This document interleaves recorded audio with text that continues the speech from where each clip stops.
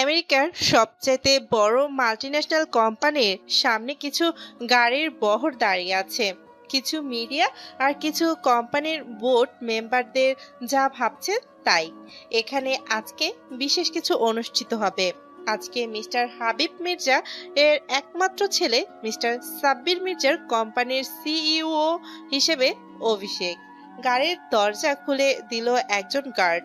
গাড়ি থেকে সাব্বির তার পা বের করলো এবং ধীরে ধীরে বেরিয়ে আসলো। বৃষ্টির দিন ছিল, তাই গার্ড এসে ছাতা ধরলো। কালো শু পরা পা দুটো, সাদা শার্টের উপর ব্লু কালারের ব্লেজার আর কালো প্যান্ট, একেবারে অফিস লোক। তার উপর ফর্সা মুখে খোঁচা খোঁচা দাড়ি, একেবারে চকলেট বয়। হাইট 5 ফুট 8 ইঞ্চি হবে। মেয়েরা একেবারে হাঁ হয়ে তাকিয়ে আছে আর সবাই এগিয়ে আসছে ওয়েলকাম জানাতে। সবার সাথে শুভেচ্ছা বিনিময় করে সাব্বির আস্তে আস্তে অফিসের ভিতরে ঢুকলো। আর তার পেছনে গেল 4 জন গার্ড, সবার হাতে রাইফেল। সাব্বির সোজা গিয়ে কেবিনে বসলো। কিরে, কেমন লাগছে অফিস? তুমি তো জানো আমার এইসব পছন্দ না। আমার তো বয়স হয়েছে, এখন থেকে এইসব তোকে সামলাতে হবে। বাবা, আমার একটু টাইম দরকার। আমি এখন কমফোর্টেবল ফিল করতেছি না। আর এই বিলাসিতা আমার দরকার নেই। আমি নিজের পায়ে দাঁড়াতে চাই, কিছু করতে চাই। অনেক কিছু শেখার আছে আমার। এখন তুই কি চাস? আমাকে কয়েক মাস জীবনটা নিজের মতো করে কাটাতে দাও। যদি কিছু না করতে পারিস? তাহলে সবকিছুর দায়িত্ব নিজের হাতে তুলে নিব। ওকে, ইওর টাইম স্টার্ট নাও। কিন্তু তুই অফিসিয়ালি এই কোম্পানির এমডি থাকবি। ওকে, কিন্তু আমার অবর্তমানে সব কে সামলাবে? আমি আছি না। That's like my dad. আমি বাসায় যাচ্ছি, সেখান থেকে জার্নি স্টার্ট করব। আর কদিন নানু বাড়িতে বেড়াতে যাব। তাহলে এক কাজ কর, যেহেতু বাংলাদেশে যাবি, সেখানে আমাদের কোম্পানির একটি বড় অফিস আছে, ওইটার কিছু হিসাব নিকাশ দেখে আসিস। ওকে। সাব্বির বেরিয়ে পড়লো গাড়ি নিয়ে। এত বড় কোম্পানির সিইও পদের আশায় অনেকে বসেছিল, কিন্তু সাব্বির মির্জাই যে সিইও নির্বাচিত হবে তা অনেকের মাথায় আসেনি। কেননা অনেকে জানতো যে হাবিব মির্জা নিঃসন্তান, কিন্তু আজ সবার আশায় পানি ঢেলে দিলেন সাব্বির মির্জা। সাব্বির মির্জার গাড়ি এখন মির্জা প্যালেসের সামনে দাঁড়িয়ে আছে। বিশাল জায়গা জুড়ে 3 তলা বাড়িটি, উঁচু প্রাচীর দিয়ে ঘেরা। সাব্বির মির্জা গাড়ি থেকে নেমে বাড়িতে গিয়ে সোজা রান্নাঘরে ঢুকলেন, কেননা এই সময় তার মাকে রান্নাঘরে পাওয়া যাবে। কি ভাবছেন, এত বড় লোকের স্ত্রী রান্নাঘরে কি করছে? সাব্বির মির্জার মা বাড়ির সব কাজের লোক দিয়ে করালেও রান্নার পর্বটা নিজের হাতেই সামলান। সাব্বির মা বলে পেছন থেকে মায়ের ঘাড়ে থুতনি রাখলো। আজ না তোর অফিসে থাকার কথা? তুমিও খালি অফিস অফিস করো কেন? আমি অফিসে যাব না কাল থেকে। কেন? আমি ওয়ার্ল্ড ট্যুরে যাব। ওয়ার্ল্ড ট্যুর আবার কোথা থেকে তোর মাথায় আসলো? এত কিছু বলতে পারবো না। খিদে পেয়েছে, খেতে দাও। যা, হাত মুখ ধুয়ে আয়, আমি খাইয়ে দিই। সাব্বির তার মার কথা মতো খেয়ে নিল। সকালে রওনা দিবে। রাতে তার প্রাইভেট জেটের ক্যাপ্টেনকে জানিয়ে রাখলো আর ব্যাগ প্যাক করে নিল। সাব্বির প্রথমে ভাবলো একাই যাবে, কিন্তু পরে ভাবলো তার বেস্ট ফ্রেন্ড সাথে নিয়ে যাবে। সাব্বির তার বেস্ট ফ্রেন্ড সাইফুলকে কল দিল। দোস্ত, কথা যা বলতেছি কান খুলে শুনে রাখ। সকালে তোর বাসার সামনে ব্যাকপ্যাক নিয়ে রেডি থাকিস, আমি তোকে পিক করে নিব। কিন্তু টুট টুট টুট কল কেটে দিচ্ছে কিছু বলার আগে। সাইফুল জানে যে সাব্বির নিশ্চয়ই কোনো জায়গায় যাওয়ার প্ল্যান করেছে, তাই সে সাব্বিরের কথা মতো রেডি হয়ে সকালে ওয়েট করতে থাকে। সাব্বির সকালে বাবা মাকে বিদায় জানিয়ে রওনা দেয় নির্দিষ্ট গন্তব্যের উদ্দেশ্যে। সাইফুল হঠাৎ গাড়ির হর্ন শুনতে পায়। দেখে যে একটি হোয়াইট লিমুনিজ দাঁড়িয়ে আছে। সাব্বিরকে দেখে সে গাড়িতে উঠে পড়ে। গাড়ি সোজা এয়ারপোর্টে থামে। এয়ারপোর্টে ভিআইপি কাউন্টারে দিয়ে ওরা ভিতরে প্রবেশ করে। ক্যাপ্টেন ওদের স্বাগতম জানায়। সাব্বির প্লেনে উঠে পড়ে। গন্তব্য বাংলাদেশ প্লেন চলছে, সাব্বির আর সাইফুল বসে বসে সব প্ল্যান করে নেয় কিভাবে কি করবে। একটু পর সাব্বির ঘুমিয়ে পড়ে, সাইফুলের ডাকে ঘুম ভাঙে। উঠে পড়। পৌঁছে গেছি। অনেকক্ষণ হলো। চল। ফ্রেশ হয়ে দুজন বেরিয়ে পড়ল সাব্বির আর সাইফুল এয়ারপোর্ট থেকে। বেরিয়ে একটা ট্যাক্সি নিল। ভাবছেন তো যে ট্যাক্সি নিল কেন? আসলে সাব্বির চায় তার বাবার টাকার বিলাসিতা ছেড়ে নিজে কিছু করে দেখাতে। তাই সে যত পারবে তার বাবার দাপট ও টাকার গরম কমিয়ে দেখাবে। ট্যাক্সি ভাড়া মিটিয়ে দিয়ে সাব্বির একটা হোটেলে ওঠে। আজ রাত এখানেই কাটাবে, কাল রওনা দিবে নানার বাড়ির উদ্দেশ্যে। ম্যানেজারকে তাদের পরিচয় জানালে ম্যানেজার তাদের একটা কি কার্ড দেয়। কি কার্ডটা নিয়ে হোটেল বয় আমাদের একটা রুম নিয়ে যায়, ভিআইপি একটা রুমে। এই রুমে আগে থেকেই বুক করে রেখেছিল সাব্বির। হোটেল বয় চলে গেলে দুজন ফ্রেশ হয়ে খাবার অর্ডার দিলে হোটেল বয় খাবার দিয়ে যায়। দুজনে খাবার খেয়ে শুয়ে পড়ে। যেহেতু ক্লান্ত ছিল তাই ঘুমিয়ে পড়ে। সকালে ঘুম থেকে উঠে হোটেলের বাইরে আসতেই দেখতে পেল একটা ব্ল্যাক কালারের মার্সিডিজ দাঁড়িয়ে আছে। মোবাইলে একটা কল আসলো, দেখলো ওর বাবা কল দিয়েছে। কিরে, কেমন লাগলো সারপ্রাইজ? এটা ঠিক করলা না। কেন? তোমাকে আমি কি বলে আসছিলাম? তোর খ্যাতগিরি পকেটে রাখ। তুই কি সবাইকে এটা বোঝাতে চাস যে হাবিব মির্জা গরিব হয়ে গেছে? কিন্তু কোনো কিন্তু টিন্তু না। গাড়িটা নিয়ে নানার বাসায় যা, তোর জন্য কিনলাম। আচ্ছা। সাব্বির গাড়িতে উঠে পড়ে। সাইফুল লাগেজ দুটো গাড়ির ডিক্কিতে ভরে উঠে পড়ে গাড়িতে। গাড়ি চলতে থাকে সিলেটের উদ্দেশ্যে। গাড়ির মাঝ রাস্তায় থামিয়ে ওরা লাঞ্চ করে নেয়। আর গাড়ি এবার সাইফুল চালাতে থাকে। সন্ধ্যায় তারা তাদের গন্তব্যে পৌঁছায়। সাব্বির গাড়ির কাজ সরিয়ে গ্রামের ফ্রেশ বাতাস উপভোগ করতে থাকে। গ্রামের বাড়ি কারেন্ট আছে, তবুও রাস্তা অন্ধকার। সাইডে নদী বয়ে চলেছে, নদীর কিছু নৌকা আছে, নৌকাগুলো হ্যারিকেনে আলো জ্বলছে। রাস্তার দুই পাশ থেকে ঝিঝি পোকার আওয়াজ শোনা যাচ্ছে। সব মিলিয়ে অপূর্ব এক দৃশ্য। ল্যাম্পপোস্টের আলোতে ঘোর কাটে সাব্বির। দেখতে পায় বিশাল একটি বাড়ি, একেবারে পুরনো জমিদার বাড়ির মতো। গাড়ির হর্নের আওয়াজে কিছু লোক বেরিয়ে আসে বাড়ি থেকে। সব মিলিয়ে 10-12 জন হবে। 4 জন পুরুষ, 2 জন মাঝারি বয়সের আর একজন তরুণ, আর একটা বাচ্চা 13-15 বছর হবে। আর 2 জন মহিলা মাঝারি বয়সের আর 2 জন তরুণী, আর একজন বৃদ্ধা। আর কিছু লোক সাইডে দাঁড়িয়ে আছে, কাজের লোক মনে হয়। আসসালামু আলাইকুম। আসসালামু আলাইকুম। দেখছিস আমার নাতি তেতীয় সংস্কার ফুলনি? এতক্ষণে বুঝতে পারলাম যে উনি আমার নানি। আমি কাউকে ঠিক মতো চিনি না, কারণ অনেক ছোটবেলায় এখানে এসেছি। মামা মামি, মামাতো ভাই সবার সাথে কথা বললাম। সাব্বিরের মামাতো ভাই ওদের দুজনকে একটা রুম দেখিয়ে দিল, আর সেখানেই খেয়ে দিয়ে ঘুমিয়ে পড়ল। ভাববেন না গ্রামের বাড়ি বলে কোনো কিছুর অভাব আছে, সব আছে এখানে। সকালবেলা তাড়াতাড়ি ঘুম ভেঙে গেল দুজনের। গ্রামের আবহাওয়ায় বোধহয় মনটা যতই দেরি করে ঘুমাক না কেন তাড়াতাড়ি ঘুম ভেঙে যায়। সকালে উঠে দুজনে নাস্তা করে, গ্রামের বাহারি নাস্তা যাকে বলে। তারপর সবার জন্য আনা গিফটগুলো সবাইকে বুঝিয়ে দেয়। এখানে আসার পর থেকে সাব্বির খেয়াল করেছে যে ওর 2 মামাতো বোন ওকে কিভাবে যেন দেখে, মানে আর চোখে তাকিয়ে থাকে ওর দিকে। সাব্বির বুঝতে পারে যে এদের থেকে দূরে থাকাই কল্যাণকর। বিকেলে সাব্বির ওর 2 মামাতো ভাইকে নিয়ে ঘুরতে বের হয়। গ্রামের কাঁচা রাস্তা, তাই আর গাড়ি নেয় না সাথে, সাইকেলে করে রওনা দেয়। ওদের গ্রামটা বেশি বড় না, জঙ্গলে ঘেরা এলাকা। সাব্বির আর ওর মামাতো ভাইরা মিলে ডিসিশন নেয় যে তারা জঙ্গলের ভিতরে একটি জলপ্রপাত আছে সেখানে যাবে।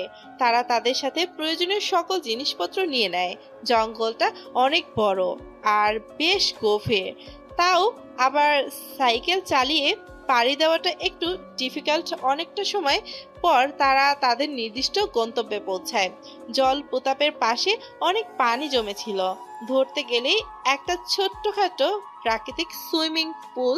সাব্বির সেখানে নেমে গোসল করতে থাকে। তার ভাইয়েরা তার সাথে যোগ দেয় গোসল করতে আর পানিতে খেলার ছলে। দেখতে দেখতে দুপুর হয়ে যায়। তিনজনেরই সেই লেভেলের ক্ষুধা লেগেছে। কিরে এখন কি খাবো? আমার তো অনেক ক্ষুধা লাগছে। বারবিকিউ খাবি? এই জঙ্গলে তোর কোন নানাই বারবিকিউ বিক্রি করে? আরে পাগলা, বিক্রি করবে কেন, আমরা রান্না করব। মানে? সাব্বির ব্যাগে করে বারবিকিউ বানানোর সামগ্রী নিয়ে এসেছিল, যা ওর মামাতো ভাই অর্ক ও নীল জানতো না। সাব্বির ব্যাগ থেকে সব বের করলো। তাই তারা একটু অবাক হলেও ভাবে যে আইডিয়াটা খারাপ না। কিন্তু এই বনের ভিতরে অনেক হিংস্র পশু পাখি আছে, তারা যদি অ্যাটাক করে। তাই একটু ভাবনা চিন্তার পর সবাই ডিসিশন নিল যা হয় হবে, তাও তারা বারবিকিউ করবে। সাব্বির লেগে পড়ে মিশন বারবিকিউতে। অনেকটা সময় পর বারবিকিউ রান্না শেষ হয়। তিনজনে মিলে খাওয়া দাওয়া শেষ করে হঠাৎ ঝোপঝাড় থেকে কিছু আওয়াজ শোনা যায়। সাব্বির আর ওর ভাইয়েরা ভাবে যে কোনো বন্য পশু পাখি, কিন্তু আওয়াজটা কাছে আসতেই তারা বুঝতে পারে যে আওয়াজটা কিছু মানুষের। সাব্বির আর ওরা একটা গাছের পিছে লুকিয়ে পড়ে। ঝোপঝাড় থেকে কিছু কালো মতন লোক বেরিয়ে আসে। অনেক বড় বড় বাবরি চুল, বলিষ্ঠ, মোটা সোটা। এরা কারা? এরা ডাকাত। ডাকাত শব্দটা শুনে সাব্বির একটু ভয় পায়, কেননা এই জঙ্গলে ওরা তিনজন আর এরা 8-10 জন। এরা যদি অ্যাটাক করে তাহলে বাঁচার উপায় থাকবে না, আর এদেরকে বাঁচানোর ক্ষমতাও নেই, কেননা চোর ডাকাতের বিশ্বাস করা আর নিজের পায়ে কুড়াল মারা একই কথা। চল কেটে পড়ি। সাইকেলগুলো? আরে রাখ তোর সাইকেল, জীবন নিয়ে জঙ্গল থেকে বেঁচে ফিরি তখন সাইকেলের গোডাউন কিনে দিব তোকে। ঠিক বলেছিস। সাব্বির আর ওরা পা বাড়ায় বাড়ির পথে, কিন্তু নীলের পা পড়ে যায় একটা গাছের শুকনো ডালের উপর।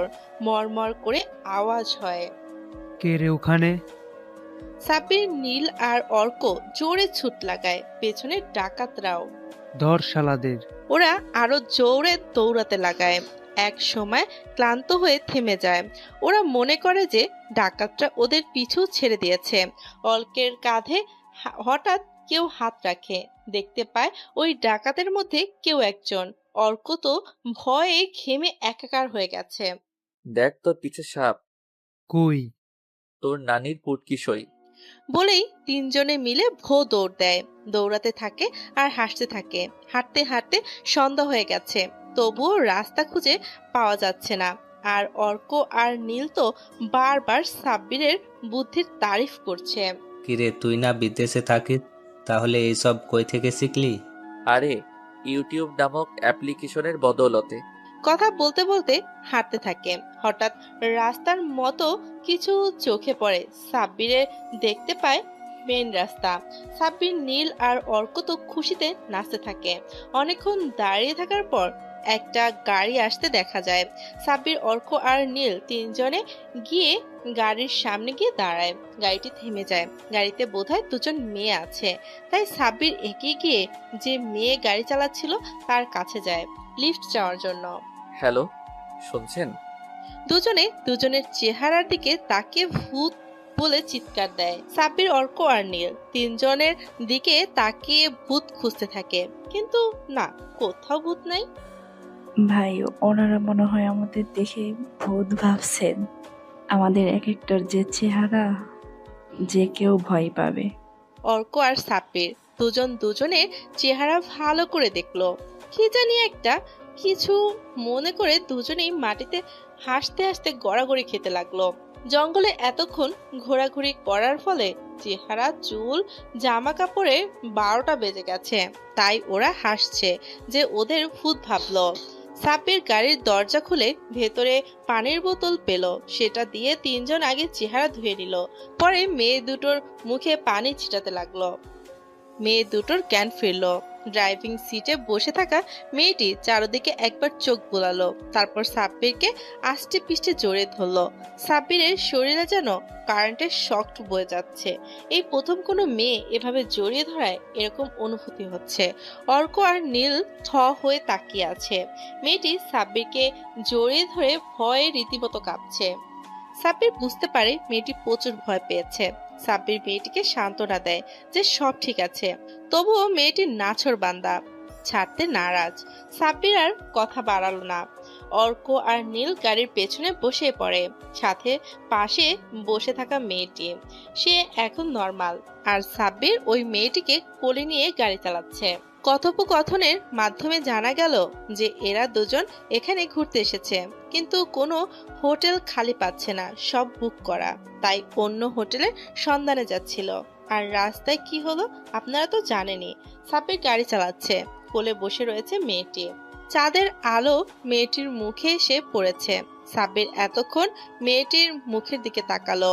জ্যোৎস্নার আলোয় মুখটি মেঘে রয়েছে, ফর্সা মুখের মাঝে নাক আর গাল লাল হয়ে আছে, হয়তো এখনো ঘুরে রয়েছে।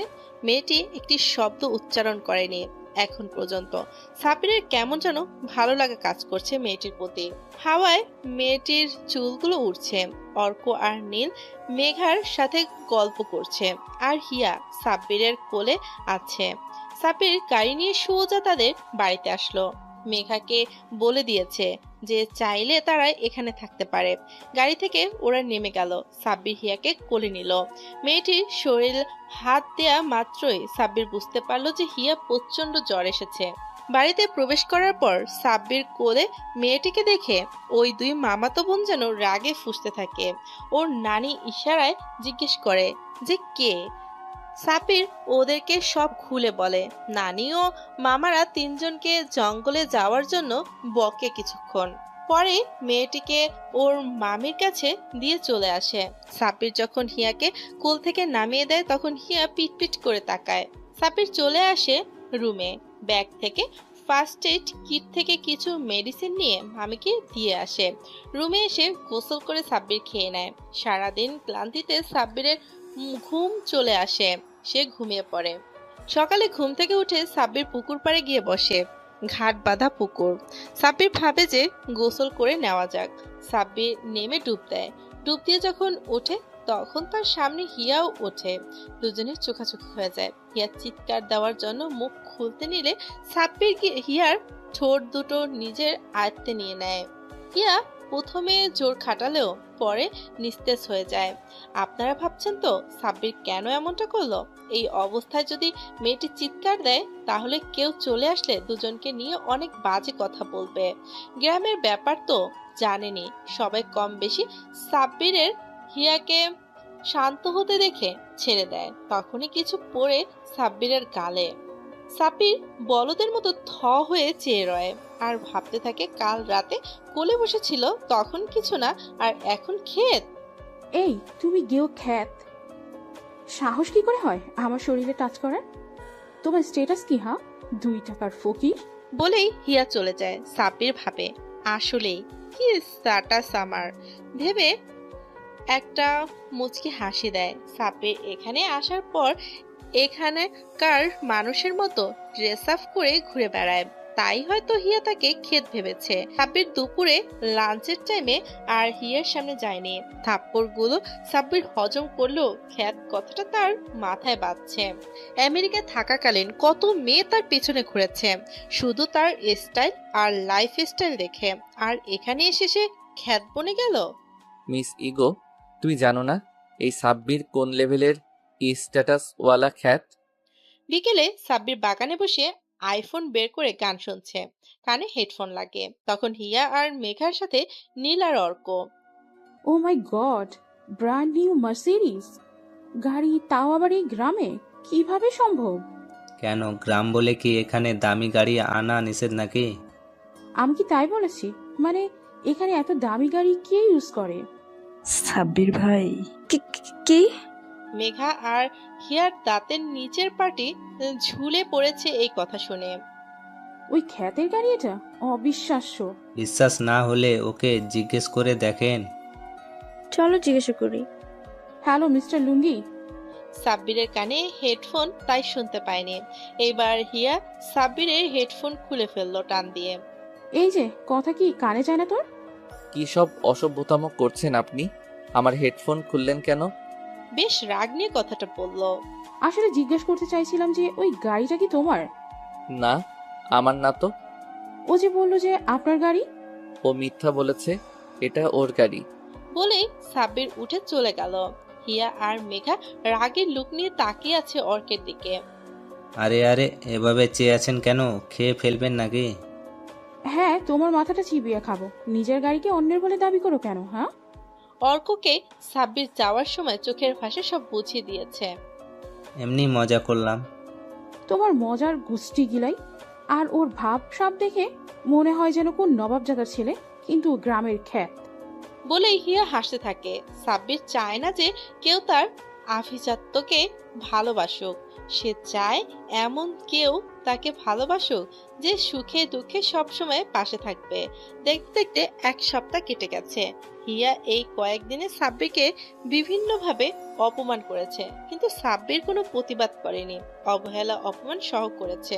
সে ইচ্ছে করেই এমনটা করেছে। নিজেকে এই বাড়ির কাজের লোকের মতো উপস্থাপন করেছে। সাব্বির দেখতে চায় মানুষ কতটা নিচে নামতে পারে। এই কয়েকদিনে মেঘার সাথে অর্কের খুব ভালো সম্পর্ক তৈরি হয়েছে। হিয়া কেমন যেন একঘেয়ে। মেঘা মেয়েটার মাঝে অহংকার বোধ খুব কম, কিন্তু হিয়া সে তার বাবার টাকার গরম দেখায়। তার বাবার নেহাত অনেক বড়লোক হতে পারে, কিন্তু সাব্বিরের বাবার কাছে হাতের ময়লা মাত্র। আর সাব্বিরের বাবা তার সমস্ত প্রপার্টি সাব্বিরের নামে ছোটবেলা থেকেই লিখে দিয়েছে। আজ হিয়াও মেঘা চলে যাবে, তাই অর্ক তাদের এগিয়ে দিয়ে গেছে। সাব্বিরও আজ রওনা দেবে। সাইফুল তার ফুপুর বাসায় গেছে, সেখানে যাবে। একদিন থেকে অফিসের কাজ সেরে নেবে। সাব্বির সবার কাছ থেকে বিদায় নিয়ে রওনা হয় গাড়ি নিয়ে। পথ অনেকটা সিলেট থেকে ঢাকা। সাব্বির গাড়ি চালাতে চালাতে সন্ধ্যা হয়ে গেছে, আর একটু পথ বাকি। হ্যালো, কই তুই? এই তো ঢাকা এসে গেছি, আর একটু পথ বাকি। ঢাকা কলেজের সামনে দেখ, নীল হিজাব পরিহিতা একজন মেয়ে দাঁড়িয়ে আছে, ওকে সাথে নিয়ে আয়। আরে কিসের মেয়ে? কার মেয়ে? নাম্বার তোকে টেক্সট করে দিচ্ছি, ওকে নিয়ে আসিস, ও তোকে ঠিকানা দিবে। আচ্ছা। সাব্বির চলে যায়। কলেজের সামনে সত্যি একটা মেয়ে দাঁড়িয়ে আছে, নীল হিজাব পরা। আমি ওই নাম্বারে ফোন দিলাম। মেয়েটি ফোন বেজে উঠল। আমি মেয়েটির সামনে গাড়ি থামালাম। মেয়েটি একটু অবাক হয়ে এত দামি গাড়ি দেখে। আপনি ভেতরে চলে আসুন। আপনি সাব্বির? জি। মেয়েটি ভেতরে এসে বসলো। মেয়েটি শুধু ঠিকানা বলছে, আর আমি সেই ঠিকানা অনুযায়ী গাড়ি চালাচ্ছি। আপনি কি কথা কম বলেন, না আমাকে দেখে আনকমফোর্টেবল ফিল করতেছেন?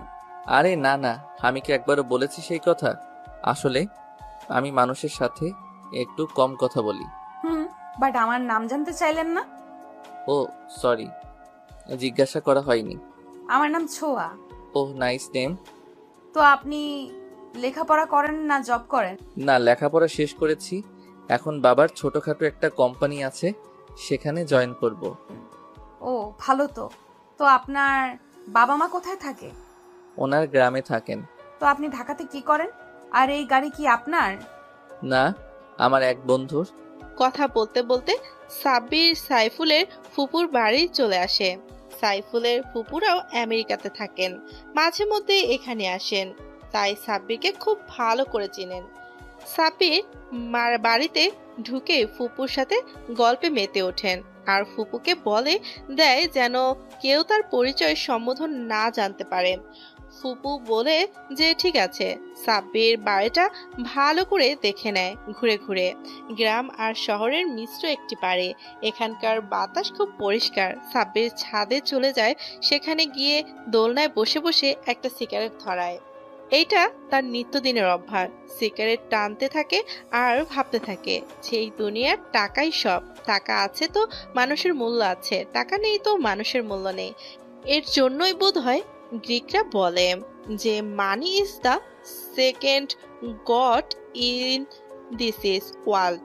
সাব্বির যখন এইসব আকাশ পাতাল ভাবতে ব্যস্ত তখন কারোর উপস্থিতিতে সাব্বিরের ধ্যান ভাঙে।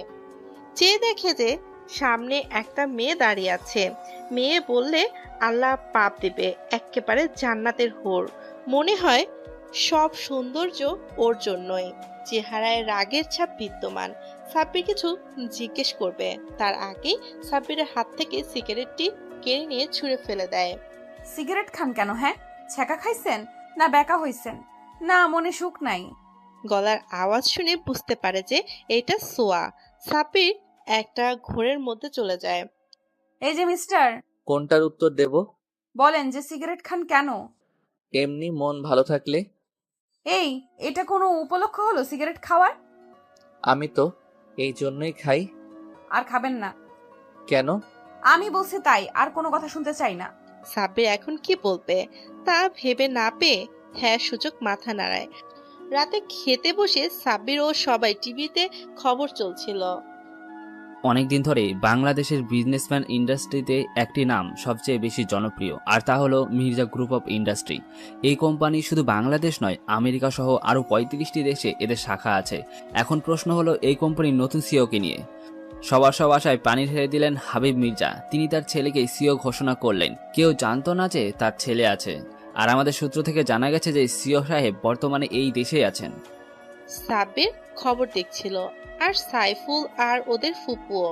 সাইফুল আর তার ফুপু তো জানে যে কে সেই শিউ। খালা, তোমাকে বলেছিলাম না অনেক বড় কোম্পানি, আমি এই কোম্পানিতেই অ্যাপ্লাই করেছি।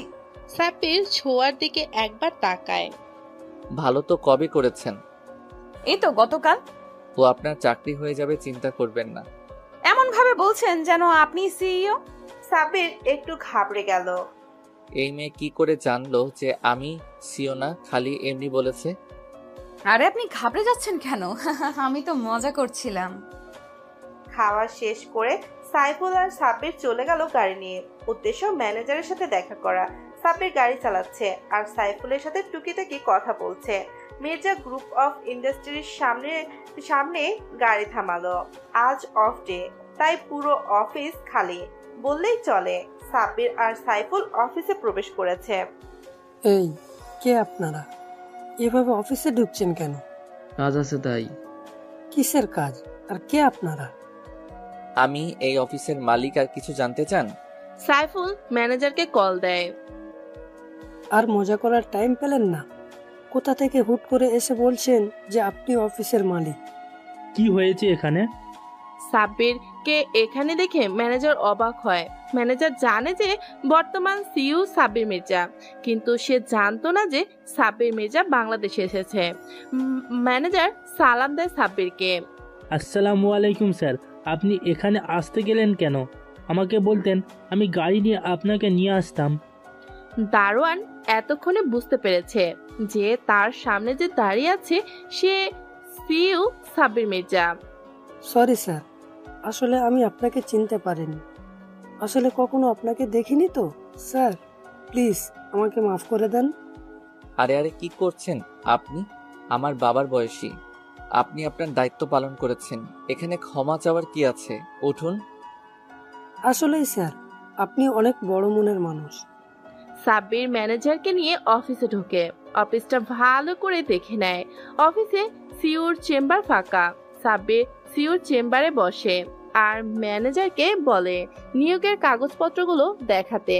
ম্যানেজার নিয়োগের কাগজ অর্থাৎ যারা যারা আবেদন করেছে তাদের সবার লিস্ট নিয়ে আসে। সাব্বির পুরোটা চেক করে, সোয়ার নাম খুঁজে পায়, সাথে অ্যাপ্লিকেশনটাও পায়। ম্যানেজার সাহেব, এই মেয়েটার চাকরি যেন হয়, ওকে ইনফর্ম করে দিবেন। Okay sir. কফি আনার ব্যবস্থা করুন। সাব্বির, আমি আসি, একটু কাজ আছে, তোর গাড়িটা নিয়ে গেলাম। ওকে যা। সাইফুল চলে গেল। সাব্বির অফিসের কাজগুলো চেক করতে থাকে। সব হিসেব ঠিক আছে। আসলে ম্যানেজার অনেক সৎ, তাই সাব্বিরের বাবা ওনাকে অনেক বিশ্বাস করেন। তাই তো ওনার দায়িত্বে সবটা রেখে যান। কাগজগুলো চেক করতে আর অফিসে বাকি সব দেখে সাব্বির বেরোতে নিলে। আপনার গাড়িতে সাইফুল সাহেব নিয়ে গেছেন, আমার গাড়ি নিয়ে আপনাকে ড্রপ করে দিচ্ছি, চলেন। সাব্বির প্রথমে মানা করে, পরে ম্যানেজার জোর করায় সাব্বির রাজি হয়। সাব্বির গাড়িতে বসে ম্যানেজার সাহেবের গাড়ি চালাতে থাকে। দূর থেকে ব্যাপারটা একজন লক্ষ্য করে, সেটা আর কেউ নয়, স্বয়ং হিয়া। সে এমন কিছু দেখবে ভাবতে পারেনি। সে অবাকের চরম পর্যায়ে আছে, কেননা তার বাবা আর কেউ না, ম্যানেজার সাহেব। হিয়া এখানে এসেছিল তার বাবার কাছে। তখনই দেখতে পেল যে সাব্বির গাড়িতে উঠতেছে আর তার বাবা দরজা খুলে দিচ্ছে। হিয়া ভাবতে থাকে, কে সাব্বির যে তার বাবা ওকে গাড়িতে বসিয়ে ড্রাইভারের মতো চালাচ্ছে, আর এই খ্যাত এত বড় কোম্পানির অফিসে কি করে। এইসব ভাবতে ভাবতে গাড়ি ছেড়ে দেয়। হিয়া পেছনে দাঁড়িয়ে ভাবতে থাকে, ওই দিন অর্ক বলল যে মার্সিডিজ গাড়িটা সাব্বিরের, আবার আজ তার বাবা এত বড় কোম্পানির ম্যানেজার হয়ে সামান্য ওই খ্যাতের ড্রাইভার হয়ে গাড়ি চালাচ্ছে। হিয়া ভাবে যে দারোয়ানকে জিজ্ঞেস করবে, তাই দারোয়ানের কাছে যায়। এই দারোয়ান, এই মাত্র আমার বাবার সাথে যে ছেলেটা গেল সে কে? কার কথা বলছেন ম্যাডাম? স্যারের কথা? কে স্যার? কিসের স্যার? ওই ফকিন্নির বাচ্চাকে স্যার বলিস কেন? মাফ করবেন ম্যাডাম, আপনি হয়তো জানেন না যে উনি কে, আর জানলে আপনি ওনাকে এইসব বলতেও হাজারবার ভাবতেন। হিয়ার ফোনে কল আসে। হিয়া চলে যায় না শুনেই যে সাব্বির আসলে কে। সাব্বিরকে ম্যানেজার সাহেব বাড়িতে ড্রপ করে দেয়। ম্যানেজার সাহেব চলে যান আর সাব্বির বাসায় এসে সোজা রুমে যায়, গিয়ে গোসল করে নেয়। তারপর ব্যাগ থেকে ল্যাপটপটা বের করে নেয় আর তার আব্বুকে ভিডিও কল দেয়। আসসালামু আলাইকুম আব্বু, কেমন আছো? ওয়ালাইকুম আসসালাম, আমি ভালো আছি। তো আজকে সূর্য কোন দিকে উঠেছে যে তুই কল দিলি? কেন বাবা, পূর্ব দিকেই তো উঠেছে। আর আমি কি তোমাকে কল দিতে পারি না নাকি? আরে বাবা, আমি কি সেই কথা একবারও বলেছি তুই আমার একমাত্র ছেলে, তুই কল দিবি না তো কে কল দিবি বল? তো বল, কেমন কাটছে সময়? হেব্বি। আজকে অফিসে গিয়েছিলাম, পরশু জয়েন করব। আর ফাইলগুলো অর্ধেক চেক করেছি, আরও কিছু বাকি আছে, ওইগুলোও চেক করে ফেলবো। আর আমার অ্যাকাউন্টে কিছু টাকা ট্রান্সফার করো। কেন?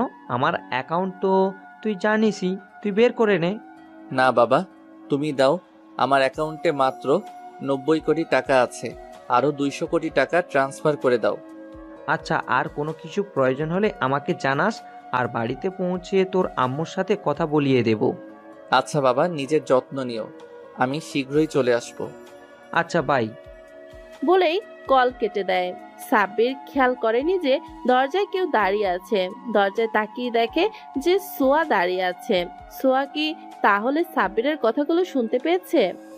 আরে আপনি আসুন ভেতরে, দরজায় দাঁড়িয়ে আছেন কেন? আপনার বাবা মা আছে সেটা বলেননি তো? সাব্বির যেন হাঁপ ছেড়ে বাঁচলো, মানে সোয়া কিচ্ছু শুনতে পায়নি। ও, ওনারা গ্রামে থাকেন, আপনার সাথে একদিন পরিচয় করিয়ে দিবনি। খালা আপনাকে খেতে রাখছেন, আপনি যান, আমি আসছি। আরে বাস, আপনি এত দামি ল্যাপটপ ব্যবহার করেন? আম্মুকে কতবার বললাম একটা ল্যাপটপ কিনে দিতে, কিন্তু দিচ্ছে না। বলছে যে কিছুদিন পরে কিনে দিবে, কিন্তু কিছুদিন আর যেন শেষ হচ্ছে না। সাব্বির জানে যে সোয়া খুবই গরিব ফ্যামিলি থেকে বিলং করে। ওর কাছে যেখানে কয়েকশো কোটি টাকাও কিছু না, সেখানে সোহার কাছে সামান্য ল্যাপটপটাই অনেক কিছু। এইদিকে আসুন, বসুন। আপনার চাকরির কি খবর?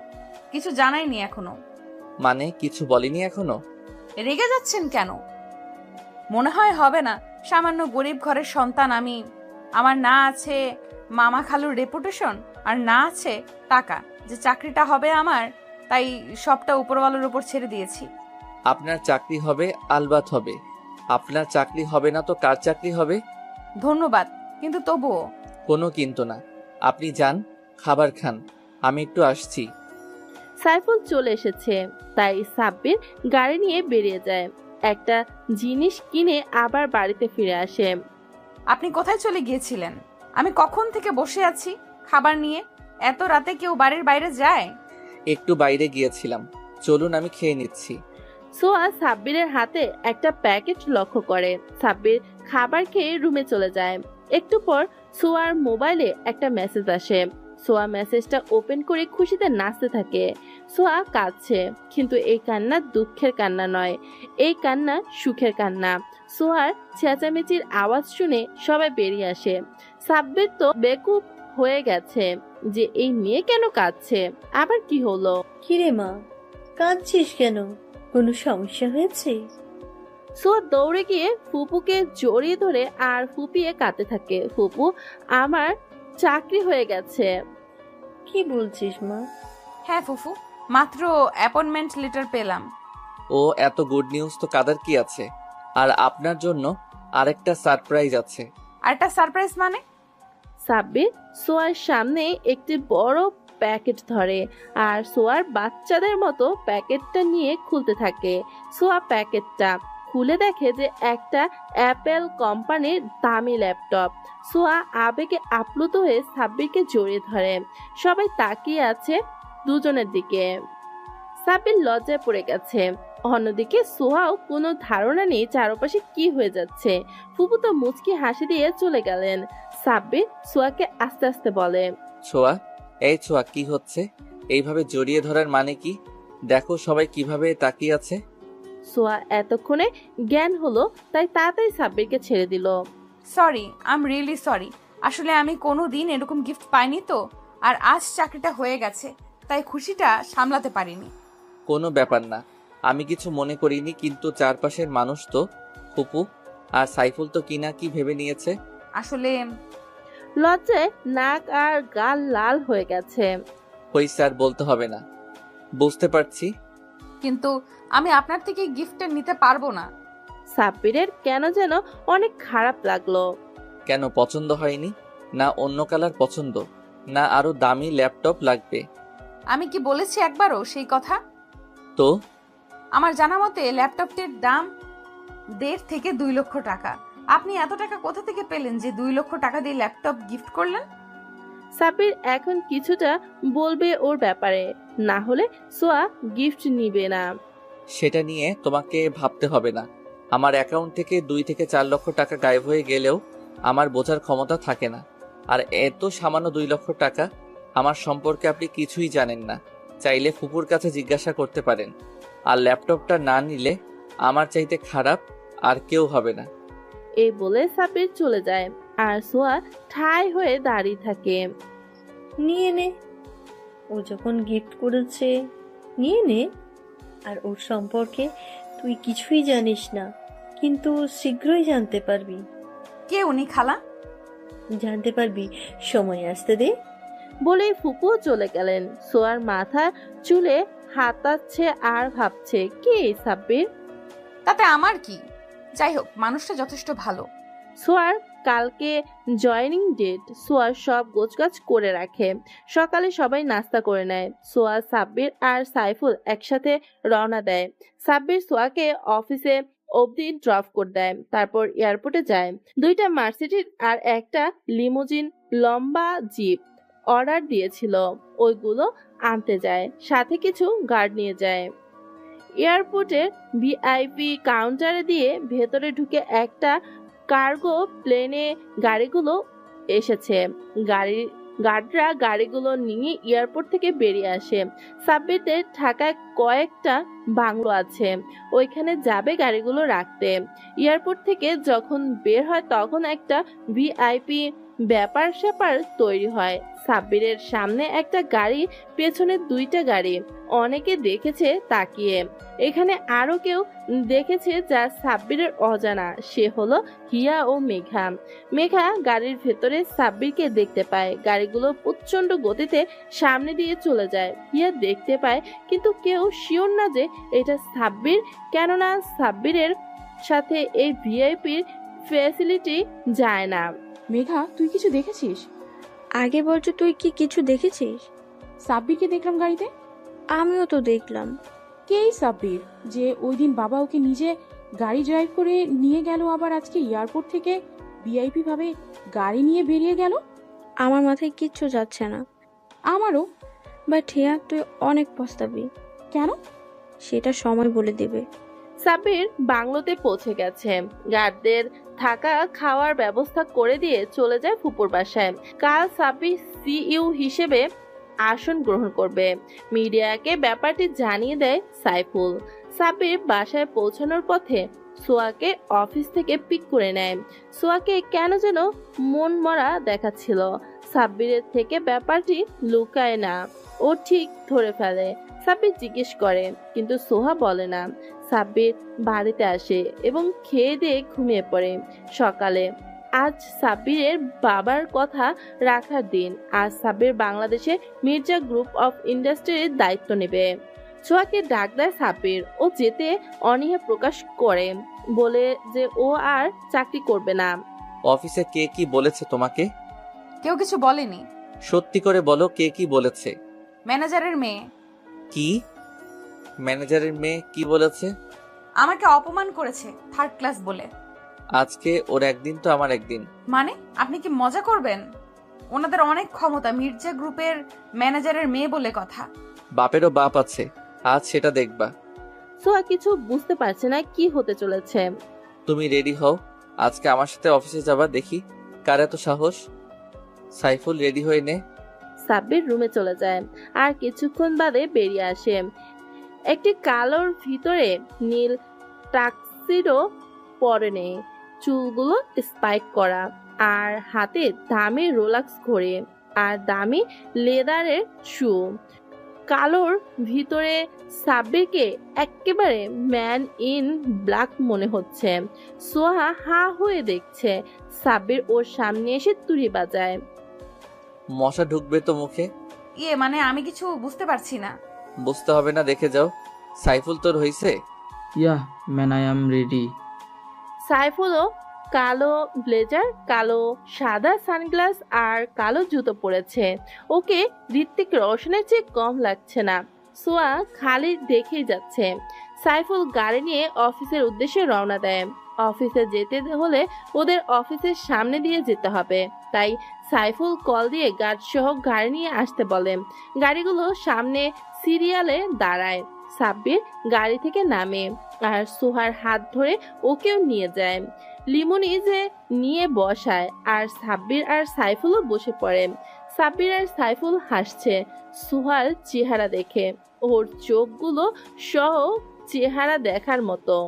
ও ভাবছে হচ্ছেটা কি, সাব্বির কে, আর এইসবের মানেটা কি, আর আমরা কোথায় যাচ্ছি। গাড়ি এসে মির্জা গ্রুপ অফ ইন্ডাস্ট্রির সামনে এসে থামলো।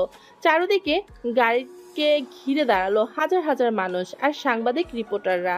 সবার চোখ গাড়ির দিকে, আর সোহার তো সব মাথার উপর দিয়ে যাচ্ছে। সে ভাবছে কি হচ্ছে তার চোখের সামনে। আর কে সাব্বির? সাব্বির দেখলো ম্যানেজার আর অফিসের উচ্চ পদস্থ স্টাফরা অফিসের গেটে দাঁড়িয়ে আছে ফুলের তোড়া হাতে নিয়ে। সাব্বির গাড়ি থেকে নামে দুজন গার্ড এসে লিমোনিজের দরজা খুলে দেয় আর বাকি গাড়িগুলো থেকে গার্ডরা নেমে আসে, সবার হাতে রিভলভার। সাব্বির লুক দিয়ে আগেই বলেছিল। একটি কালোর ভিতর নীল ট্যাক্সিডো পরনে, চুলগুলো স্পাইক করা আর হাতে দামি রোলাক্স ঘড়ি আর দামি লেদারের শু। কালোর ভিতরে সাব্বিরকে একেবারে ম্যান ইন ব্ল্যাক মনে হচ্ছে। সাব্বিরকে রিপোর্টাররা ঘিরে ধরে আর গার্ডরা সাব্বিরকে প্রোটেকশন দিচ্ছে। সোহা শুধু দেখে যাচ্ছে। সাইফুল সহ সোহাও সাব্বিরের পেছন পেছন যায়। সোহা ভালো করে তাকিয়ে দেখে এটা সেই অফিস যেখানে সে জব করে, মানে মির্জা গ্রুপ অফ ইন্ডাস্ট্রিজ। আজকের দিনটা সোহার শক্টের উপর যাচ্ছে। সাব্বির এগিয়ে গেলে ম্যানেজার সহ সবাই সাব্বিরকে স্বাগতম জানায়। উচ্চ পদস্থ স্টাফদের সাথে শেক হ্যান্ড করে, এর মধ্যে একটি চেনা মুখ শেক হ্যান্ড করার জন্য হাত বাড়িয়ে দেয়, কিন্তু সাব্বির হাত মেলায় না। কেননা এ আর কেউ না, হিয়ার চোখ যেন কোঠর থেকে বেরিয়ে আসার উপক্রম। সে ভাবছে সাব্বির তাহলে এত বড় কোম্পানির সিইও, আর সোহাও একই কথা ভাবছে। কিন্তু দুজনের মনে একই কথা, সাব্বির কেন আগে বলেনি। সাব্বির এগিয়ে যায়। ম্যানেজার সহ সকল উচ্চ পদস্থ কর্মকর্তা সহ মির্জা গ্রুপের বাংলাদেশ শাখার সকল শেয়ার হোল্ডাররা সাব্বিরের পিছু পিছু গেল। অফিসের বর্ণনা দেই। 50 তলা একটা বিল্ডিং, অনেকটা জায়গা জুড়ে, শহরের একেবারে কেন্দ্রবিন্দুতে অবস্থিত। আর 5,000 স্টাফ নিয়ে এই অফিস চলে। ভাববেন না যে মাত্র 5,000 লোক এই অফিসে কাজ করে। এটা হেড অফিস, তাই এখানে যারা কাজ করে তাদের সবাইকে অনেক দায়িত্ব পালন করতে হয়। অফিসে মোট 5টা এলিভেটর মানে লিফট আছে। সাব্বির লিফটে গিয়ে ওঠে। পেছনে ম্যানেজার সহ আরো কয়েকজন, যার মধ্যে ম্যানেজারের মেয়েও আছে। লিফট চলতে থাকে, মানে উপরে উঠতে থাকে। গন্তব্য 22 তলা, ওইখানে সিউর চেম্বার। লিফটের ভেতরে সোহার হাত ধরেছিল সাব্বির, যেটা সবার চোখে পড়ছিল। অনেকে তো ভেবে নিয়েছে যে এটা সিউ সাহেবের স্ত্রী। কেন জানি না হিয়ার খুব হিংসা হচ্ছে। সে রাগে ফুঁসছে, যেটা সাব্বিরের নজর এড়ায় না। মানুষকে কখনো তার স্ট্যাটাসের উপর বিবেচনা করা ঠিক না, যার অর্থ তুমি এখন বুঝবে মিস হিয়া। লিফট থেকে বের হওয়ার সময় সাব্বিরের সাথে হিয়ার ধাক্কা লাগে। হিয়া ধপাস করে সাব্বিরের উপর পড়ে যায়। হ্যাঁ, যা ভাবছেন তাই, থাপ্পড় পড়েছে কারোর গালে। হাউ ডিয়ার ইউ, তোমার সাহস কি করে হয় আমার সাথে ধাক্কা খাওয়ার? সাব্বিরের চোখ লাল হয়ে আছে। প্রচন্ড রাগের সহিত কথাটি বলেছে। অফিসের সবাই অবাক নয়নে তাকিয়ে আছে। সবাই ভাবছে কি হলো। স্যার সরি, আসলে আমার মেয়ে ইচ্ছা করে করেনি, ওকে মাফ করে দিন। আসলে আমি ইচ্ছে করে ধাক্কা দিইনি, লেগে গেছে। দেখে শুনে হাঁটা চলা করবেন। জি sir. Go away from here. Hiya চলে যায়। সোয়া সাইডে দাঁড়িয়ে আছে। হিয়া চলে যাবার আগে ব্যাপারটি লক্ষ্য করে। অফিসের একজন সামান্য স্টাফ হয়ে শিওরের সাথে দাঁড়িয়ে আছেন কেন? কাজ কাম নেই, পয়সাওয়ালা লোক দেখলেই ঝুলে পড়েন। মিস হিয়া, আপনি বেশি বলে ফেলছেন। আমার স্ত্রীকে অপমান করার কোনো অধিকার নেই আপনার। সোয়া কিছু বলতে যাবে তার আগেই সাব্বির কথাটি বলে ফেলে। সোয়ার কিছু বলার ভাষা নেই। সাব্বির ওকে নিজের স্ত্রী বানিয়ে নিল, তাও আবার এক মুহূর্তেই। হিয়া সাব্বিরের কথা শুনে যেন আকাশ থেকে পড়ল। সাথে আশেপাশে যারা ছিল সবাই সাব্বিরকে জিজ্ঞেস করেছে যে সোয়া যদি সাব্বিরের স্ত্রী হয়ে থাকে তাহলে সাব্বিরের স্ত্রীর পরিচয়ে এই অফিসে আসেনি কেন। আপনাদের কার্যকলাপ দেখতে ওকে আমি পাঠিয়েছিলাম, আপনারা কে কি করেন তার উপর নজরদারি করতে। হিয়ার কেন জানি খুব খারাপ লাগলো এই শুনে যে সাব্বির বিবাহিত, কিন্তু এটা সাব্বিরের টাকার জন্য না, সাব্বিরের ভালোবাসার জন্য। হিয়া আর কিছু না বলে শুধু সরি বলে চলে গেল। সবাইকে যার যার কাজে পাঠিয়ে সাব্বির সোহাকে নিয়ে কেবিনে যায়। সোহা যেন বাক প্রতিবন্ধী হয়ে গেছে। সে আর কিছু বলতে পারছে না। এখনো সে শক্টের ভিতরে আছে। ছোয়া, ছোয়া, এই ছোয়া, হুম, কি হয়েছে? এমন করে রয়েছো কেন? আমি কি আপনার স্ত্রী? না। তাহলে সবাইকে বললেন যে? তোমার অপমানের প্রতিশোধ নিতে। শুধু এর জন্যই? কেন, তুমি অন্য কিছু আশা করেছিলে? না, আমার আর কি আশা করার থাকতে পারে? আমি স্ট্যাটাস অনুযায়ী আমি স্বপ্ন দেখি, তার বাইরে না। সোয়া সাব্বিরকে এই কয়েকদিনে অনেকটা ভালোবেসে ফেলেছে। আসলেও মানুষটাই এমন, কিন্তু ভেবেছিল বলে দিবে। কিন্তু আজ যখন জানতে পারলো যে সাব্বির এত বড় লোক, তখন ভেবে দেখলো সাব্বিরের সাথে ওর স্ট্যাটাস যায় না, কেননা ও অনেক গরিব ঘরের সন্তান। সাব্বির ব্যাপারটা খানিকটা আন্দাজ করতে পেরেছে, তাই ভাবলো কিছু একটা করা যাক। সাব্বির ওর কাজে মনোনিবেশন করলো, আর সোয়া সাব্বিরের পাশের কেবিনে বসে ফাইল ঘাটছে আর চোখের পানি ফেলছে। লাঞ্চ টাইমে সাব্বির সোয়ার কেবিনে গিয়ে দেখলো যে সোয়া চোখ মুখ লাল হয়ে আছে। সাব্বির বুঝতে পারলো কেন এমনটা হয়েছে। লাঞ্চ করতে ডাকলে সোয়া না করলো, বললো যে খাবে না। এক নাগাদ অফিস শেষ করে সাব্বির ছোঁয়াকে নিয়ে রওনা দেয়। একটা বড় রিসোর্টের সামনে গাড়ি থামে। পুরো রিসোর্টটা অন্ধকার, এক চিলতে আলোও নেই। সোয়া ভাবে যে এখানে কেন এলো তারা। ভয় পেও না, তোমার কোনো ক্ষতি হবে না। আমি কি বলেছি যে আমি ভয় পেয়েছি? না, কিন্তু তোমার চেহারা বলছে। সোয়া নিজেকে স্বাভাবিক করে নেয়। সাব্বির ছোঁয়াকে নিয়ে ভিতরে যায়। পুরোটা অন্ধকার, শুধু একটা টেবিলে একটা মোম জ্বালানো।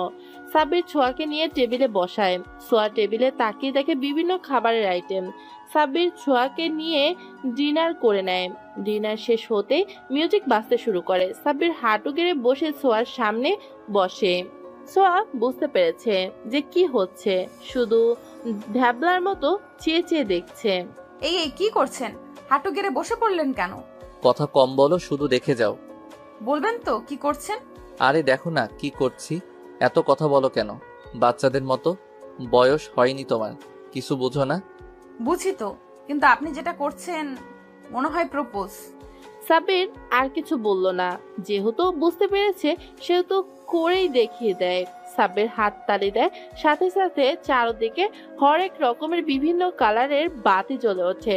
সোয়া ঘটনার আকস্মিকতা সামাল দিতেই চোখ বন্ধ করে ফেলে। আস্তে আস্তে চোখ খোলে, চারদিকে চেয়ে দেখে কাচের তৈরি একটি রুম, বেলুন দিয়ে সাজানো, পুরো গ্রিন হাউসের মতো। আর চারদিকে হরেক রকমের দেশি বিদেশি ফুলের সমারোহ। পূর্ণিমার আলো কাচের ছাদ ভেদ করে এসে চারিদিকে ছড়িয়ে পড়েছে। অনেক সুন্দর করে সাজানো সবটা, মনে হচ্ছে অনেক সময় লেগেছে এরকম করে সাজাতে। ছোঁয়া, আস্তে করে মিষ্টি কণ্ঠে একটা ডাক দেয়। চারিদিকে এত আয়োজন দেখছো, তা শুধু তোমারই জন্য। হ্যাঁ, এত বেলুন ফুল ডেকোরেশন সব তোমারই জন্য। আরো বেশি করা উচিত ছিল, প্লাস প্লেসটাও আরো সুন্দর হতো, কিন্তু কি করব বলো, অল্প সময়ে এতটুকুই সম্ভব ছিল। চারিদিকের ফুলের সুবাস তোমার পবিত্রতার জানান দিচ্ছে। ফুলগুলো দেখো, তোমার রূপে লজ্জা পেয়ে ফুটে উঠছে না। চাঁদের আলোও যেন তোমাকে আজ হিংসে করছে, কারণ চাঁদের আলোর চেয়েও তুমি বেশি স্নিগ্ধ। বাতাস আজ উতলা হয়ে উঠেছে তোমারই ছোঁয়া পেতে। হ্যাঁ, এই পরিবেশের সৌন্দর্য তোমার চাইতে বেশি নয়। তুমি অপরূপা, তাই তো আমি তোমারই প্রেমে পড়েছি। ভেবো না শুধু তোমার রূপের প্রেমে পড়েছি, তোমার গুণের প্রেমেও পড়েছি। তুমি আমার সুখ ও দুঃখ এর ভাগিদার হবে। কথা দিচ্ছি, কষ্ট তোমাকেও ছুতে পারবে না। এ বলে সাব্বির ছোঁয়ার হাতটি ধরে পকেট থেকে একটি প্লাটিনামের ডায়মন্ডের রিং বের করে সোয়ার হাতে পরিয়ে দেয়। সোয়া ভেবেছিল তার ভালোবাসা একতরফা, যা কখনো পূর্ণতা পাবে না। পেলেও দয়া করা বা করুণা হবে, কিন্তু সাব্বির যে সোয়াকে এভাবে প্রপোজ করবে তা ভাবতেও পারেনি। সাব্বিরের কানে কারো ফুপিয়ে কান্নার আওয়াজ আসে, লক্ষ্য করে যে সোহা কান্না করছে। আরে পাগলি, এখানে কান্না করার কি হয়েছে? বুঝতে পারছি তুমি আমাকে পছন্দ করো না, অসুবিধা নেই, আমি কাউকে জোর করব না। বলে সাব্বির উল্টো দিকে হাঁটা দাঁড়ে। সোহা কিছু বলেও বলতে পারে না, সাব্বির বেরিয়ে চলে যায়। অনেকটা কষ্ট পায় সাব্বির। ভেবেছিল সোহাও সাব্বিরকে পছন্দ করে, কিন্তু সোহার ব্যবহারে তা বুঝতে পারলো না। সাব্বির গাড়ি চালিয়ে বেরিয়ে যায় একটি নদীর পাড়ে, গিয়ে বসে মনের কষ্ট আক্ষেপগুলো নদীর পানিতে নিজের চোখের পানি ফেলে নদীর সাথে ভাগ করে নেয়। সোহার জন্য অন্য একটি গাড়ি রেখে যায়। সোহা গাড়ি না নিয়েই চলে যায়। অন্যদিকে কেউ একজন হিংসের রাগে ফুঁসছে। সাব্বির যে সোহাকে প্রপোজ করেছিল সেটা সাব্বিরের ড্রাইভার শুট করে নেটে ভাইরাল করে দেয়, যেটা হিয়া দেখে ফেলে। হিয়া পুরোটা ভিডিও দেখেনি, কারণ পুরো ঘটনা ড্রাইভার শুট করতে পারেনি। অনেকে ভিডিওটি কমেন্ট করেছে, একসেপ্ট করুন, দুজনকে মানিয়েছে, রোমান্টিক জুটি, সাব্বির হ্যান্ডসাম, সোহা কিউট, বিউটিফুল ইত্যাদি। এসব দেখে হিয়া রাগে ফুঁসে। আসলে এই রাগটা কেন? হিয়া যখন আগে জানতো সে সাব্বির গরিব, তখন তো এমন লাগেনি। তাহলে যখন সাব্বিরের ক্ষমতা টাকা পয়সা দেখলো, তখন থেকেই কেন হচ্ছে? এটা আর যাই হোক ভালোবাসা না, লোভ। হিয়া প্ল্যান করে যে ছোঁয়ার ক্ষতি করবে সে, উদ্দেশ্য কিছু গুন্ডা পাঠায়। সাব্বির তার লোকদের মাধ্যমে খবরটি পেয়ে যায়। নদীর পাড় থেকে গাড়ি নিয়ে বাসা যায়, গিয়ে জানতে পারে সোয়া এখনো ফিরেনি। সাব্বির সোয়ার নাম্বারে ডায়াল করে বাজছে, কিন্তু কেউ রিসিভ করছে না, হয়তো ফোন সাইলেন্ট। তাই সাব্বির তার ক্ষমতার ব্যবহারে সোয়ার নাম্বার ট্রেস করে জানতে পারে যে সোয়া বাড়ির কাছে একটি পার্কে আছে। সাব্বির চিন্তায় পড়ে যায়, এত রাতে পার্কে, তাও আবার সোহা। সাব্বির গাড়ি নিয়ে পার্কের কাছে যায়, গিয়ে ভেতরে সোহাকে দেখে একটি বেঞ্চে বসে আছে। সাব্বির সোহাকে বুঝতে দেয় না যে সাব্বির এখানে আছে, কারণ সাব্বিরের এখন সোহার সামনে যেতেও সংকোচ হচ্ছে। সাব্বির আবারও খবর পায় যে ওরা সোহাকে মারতে এখানে আসছে। সাব্বির পার্কের একেবারে দৌড় প্রান্তে অপেক্ষা করতে থাকে। একটু বাদে একটা গাড়ি আসে। 4-5 জন লোক নামে গাড়ি থেকে, দুজনের হাতে ছুরি আর একজনের হাতে হকি স্টিক। বড় ভাইরা কোথায় যাওয়া হচ্ছে শুনি? তুই কে রে যে তোকে বলতে যাব? সামনে থেকে সর। আরে ভাই, এত তাড়া কিসের? একটু ওয়েট করো। তোর নিশ্চয়ই মরতে ইচ্ছে হয়েছে যে সামনে থেকে সরছিস না। আরে ভাই কুল, এত গরম মেজাজ স্বাস্থ্যের পক্ষে ভালো না। দাঁড়া, তোর স্থান কি আর ক্ষতি কি জিনিস দেখাচ্ছি। বলেই সাব্বিরের নাক বরাবর একটা ঘুষি মারে। সাব্বির মাটিতে পড়ে যায়, নাক দিয়ে রক্ত বের হতে থাকে। কি রে, বুঝেছিস না আরো বোঝাতে হবে? ভাই আমি ছাত্র ভালো, একবারই বুঝতে পারছি। এইবার যা শেখালেন তা আপনাদের করে দেখাই। দেখা, আমরাও দেখি। ধর শালারে। বলেই তিনজন মিলে সাব্বিরকে অ্যাটাক করে আর সাব্বির একা তিনজনের সাথে মারামারি করতে থাকে। এক পর্যায়ে তিনজনের অবস্থায় খারাপ করে দেয় সাব্বির, কিন্তু হঠাৎ কিছুর জোরালো আঘাত অনুভব করে পিছে। দেখতে পায় একটা গুন্ডা তার মাথায় হকি স্টিক দিয়ে বাড়ি দিয়েছে। সাব্বির নিজেকে অনেক কষ্টে সামলে নেয় আর আবার লেগে পড়ে। এইবার চারজনের অবস্থা খারাপ করে দেয়। চারজন ওর সাথে পেরে না উঠে গাড়ি নিয়ে চলে যায়। সাব্বির নিজের গাড়ির সাথে গিয়ে হেলান দিয়ে বসে পড়ে। এতক্ষণ খেয়াল করেনি যে মাথা ফেটে গলগল করে রক্ত বেরোচ্ছে। রক্তে গায়ের জামার কালার বদলে গেছে। বুঝতে পারে যে ওর অবস্থা বেগতিক, তাই সাইফুলকে কল লাগায় আর ঠিকানা দিয়ে চলে আসতে বলে। সোয়া অনেকক্ষণ পার্কে বসে থেকে কান্না করে। আসলে ও চায়নি সাব্বিরকে ফিরিয়ে দিতে, কিন্তু বলার সুযোগটাও যে পায়নি ওইভাবে, তাই ঠিক করে বাড়িতে গিয়ে বলে দিবে। পার্কের গেটে আসতেই দেখতে পায় সাব্বিরের গাড়ি। এগিয়ে যায়, গিয়ে যা দেখে তার জন্য একেবারেই প্রস্তুত ছিল না। দেখে সাব্বির রক্তমাখা অবস্থায় গাড়ির সামনে হেলান দিয়ে আছে, আসলে অজ্ঞান হয়ে গেছে। সোয়া কি করবে বুঝতে পারে না, ওর মাথা চক্কর দিয়ে ওঠে। ও বুঝতে পারছে না যে সাব্বির এখানে কেন আর এই অবস্থায় বা কি করে হলো। চারপাশে ডাকতে থাকে, কাউকে না পেয়ে নিজেই সাব্বিরকে অনেক কষ্টে গাড়িতে উঠায় আর হাসপাতালে নিয়ে যায়।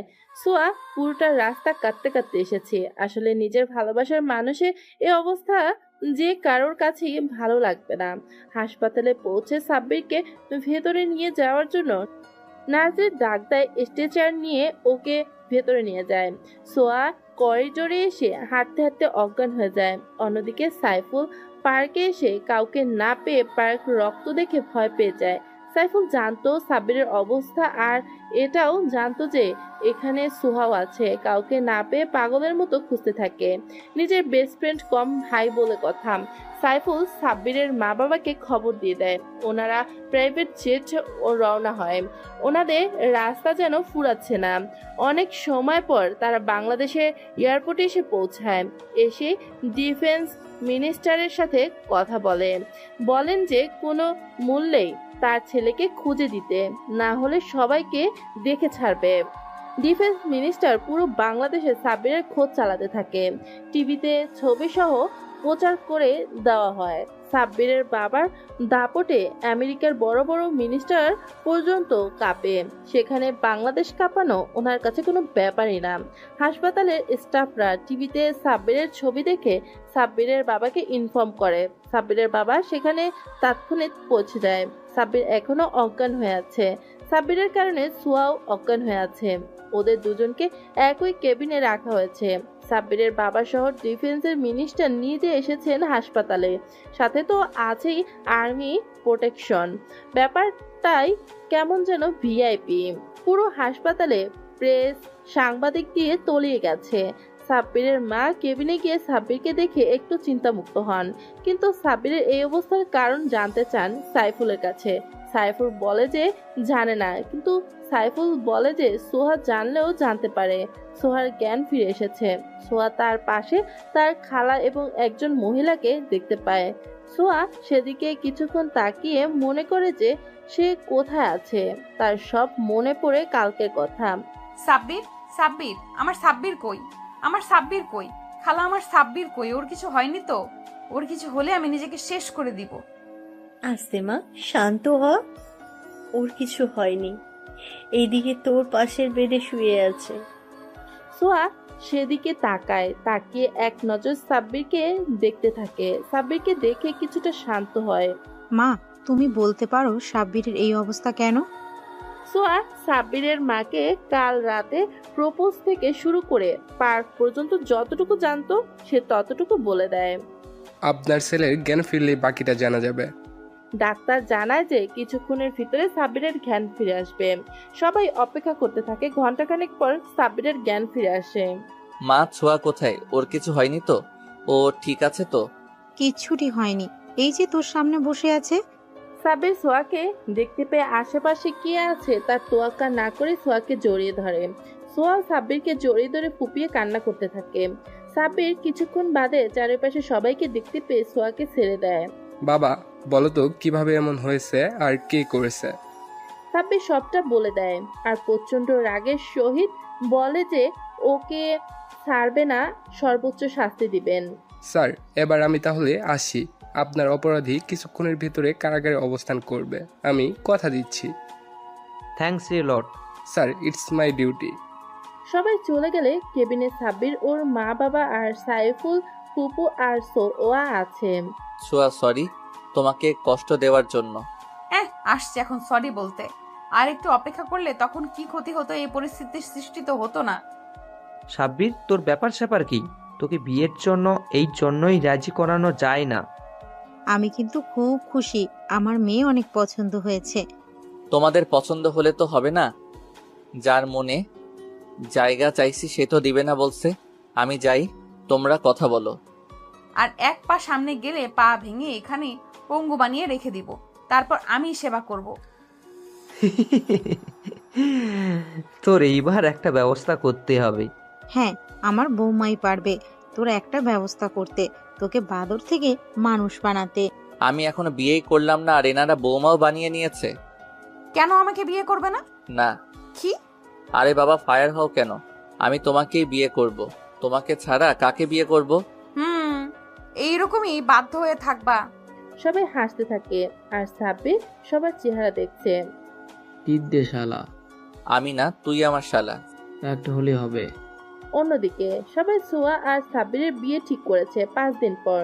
সোয়া আর সাব্বির অনেক খুশি, তারা তাদের ভালোবাসাকে পেয়েছে। সাব্বিরের বাবা মাও খুশি সাব্বিরের বিয়ে দিতে পেরে। আর হিয়াকে অ্যারেস্ট করা হয়েছে 7 বছর পর। আব্বু, তুমি অফিস থেকে আসার পথে আমার জন্য টফি নিয়ে এসো। Abu, আমার জন্য বাইয়াল থেকে বেটি চকলেট আনবা। ওকে মামনি। আব্বু, তাহলে আমার জন্যও এনো। আরে তুমি এখন অফিসে যাওনি? আমার জান পাখিরা যেতে দিলে তো যাব। কি ব্যাপার, তোমাদের আব্বুকে যেতে দিচ্ছ না কেন? আম্মু, আমিলা ভাইয়া। আবার আমাকে দোষ দিচ্ছ, দেখছো আব্বু? আচ্ছা, কারোরই দোষ নাই। আমি এইবার তাহলে আসি। তোমার দাদু ভাই গাড়িতে বসে আছে। ওকে পাপ্পা। তাহলে আমার পাপ্পি কই? সাদাত আর পরি সাব্বিরের 2 গালে কিস করে। আরো একজন বাকি আছে। সাদাত, পরি, তোমাদের দিদুন ডাকছে, যাও। ওকে ওকে। বাচ্চাদের সামনে রোম্যান্স করা চাই। হ্যাঁ, জানো না আমি একটু বেশি রোমান্টিক। ওলে আমার বাবুটা বল